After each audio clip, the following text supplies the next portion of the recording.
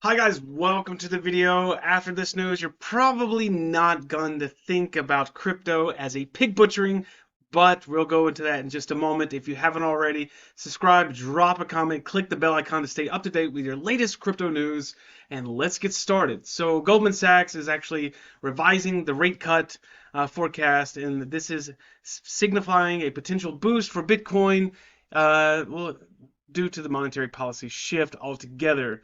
But because of Goldman Sachs projections, some anticipated decrease in the federal funds rate from 4.875% by the end of 2024 from the earlier forecast of 5.13 is suggesting that there is a more accommodative monetary policy than there was actually expected. So even though that the U.S. labor market data, the focus actually went to cooling the inflation rates, and a lot of people started to speculate much earlier than expected the rate cuts. And now, as per Goldman Sachs economist Jane Hatzius, now he improved the inflation outlook that may hasten the transition to normalization cuts.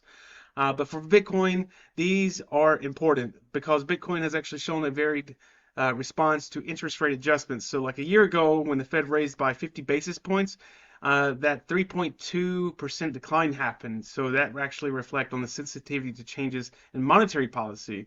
But even in some recent trends, it actually indicates a stronger resistance by Bitcoin to those external pressures.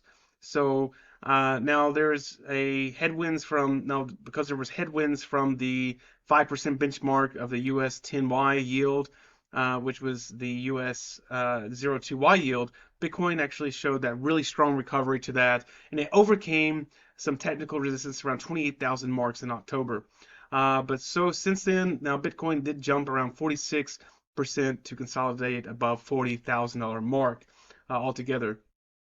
Now, of course, it's very interesting to watch all of this and some investors, but as the Fed contemplates cooling the inflation with potential rate cuts, the impact on Bitcoin should be paid attention to pretty closely. All right, and we have this. Speaking of pig and pork, now the U.S. seized $500,000 in crypto from a pig butchering scam, which is kind of weird. So now the assets was confiscated from an account registered to Wang Yingqing, a Chinese businessman who was investigated by Reuters for a fraudulent crypto scheme that came from Southeast Asia. It also highlights all of this is highlighting the pig butchering scams. Now, this is what that really means is people who deceive online contacts into investing in fake crypto ventures. The federal court in Massachusetts, where money actually went from a local victim, was traced back to Wang's account, and they seen this execution of the seizure. But Wang was identified. He's actually from Thailand, aristocratic circles, and over $90 million worth of transactions were linked to Wang's account, according to blockchain analysis TRM Labs.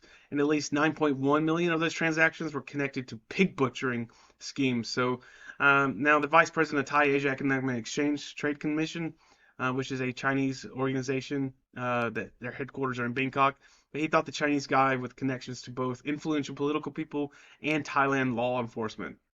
So rank pigs, right? So he got busted for all of this. And some other scams that involved, according to Chain Analysis 2023 crime report, 5.9 billion was lost in 2022 alone. So there was quite a bit that was coming from that. And Binance is actually looking to take some clarity on investment contracts. And so CZ is actually pushed back on the U.S. securities for this information. He said, complained that he focuses on transactions by customers who clicked on a website, bought tokens from other anonymous token owners, and then logged off. But none of the transactions had a contract exist with a promoter or invest money into a common business enterprise.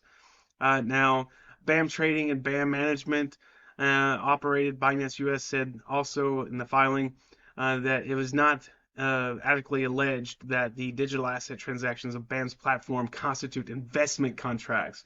That quote unquote, if there are ambiguity about how to apply the term investment contract to digital assets, such a major question should be addressed by Congress and not by a court. A separation of powers proven necessary by the SEC's own history of territorial aggrandizement. That's what the companies told them. So they're pushing back. Hopefully everything will kind of return back to normal. But hey, I guess you'll have to subscribe and follow us up for more news and updates. Thank you guys for watching, and I will see you again next time.